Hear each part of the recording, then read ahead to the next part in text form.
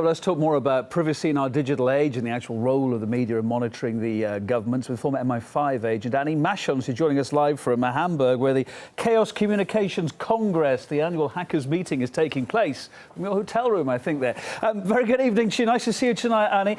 In his address, I guess you listened in, Glenn Greenwald was pretty tough, wasn't he, on his fellow journalists. Is he right? I mean, after all, little concession, British TV did show that alternative Christmas speech, didn't it? It aired it from Edward Snowden. Well, they did, yes, but there has been a concerted turning of a blind eye by most of the national media in the UK since Edward Snowden came out. And there are a whole range of different mechanisms that the government and the intelligence agencies can use to control the media within the UK when they're reporting on spy stories, not least things like the Defence Press Advisory notice, which is self-censorship by the media, as well as threatening them with prosecution under the Official Secrets Act, as they did with The Guardian, and prosecuting individual journalists. So there has been a woeful lack of meaningful discussion, not only within the British media, certainly, but also the British political classes.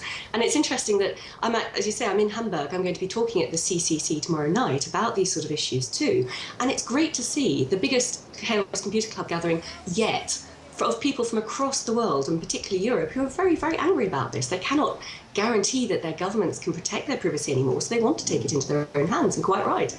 As for the list of leaks that sparked all this debate in the first place, Greenwald has also promised more revelations to come. I don't know about you, every new leak seems less surprising. Maybe we're just becoming immune to it, are we? I hope not. I think the sheer scale of what Snowden has disclosed, I mean, he's done the world a service, and he sacrificed his own way of life for that too. I think that there will be more and more serious revelations coming out. We've only seen the tip of the iceberg. And the fact, you know, it's great that there is a debate in America about constitutional rights and everything, but it's so much pantomime. Because even if a decision is made within the US establishment, the US government, to rein in the powers of the NSA within the United States of America, it still means they can investigate the rest of us around the world. We have no rights under their law.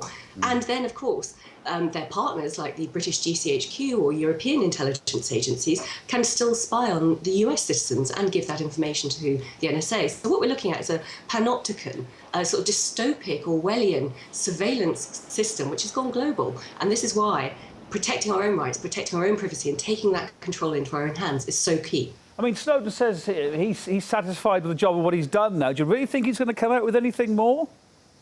I don't think it's in Snowden's hands anymore. I mean, bear in mind, of course, he has temporary asylum anyway in Russia on the understanding that he won't leak anything further. But of course, he can't control what Glenn Greenwald or Laura Poitras or any of the other journalists who've been working with him have in their possession and want to push out. So I think there will be a lot more revelations coming out, a lot more very fundamental disclosures.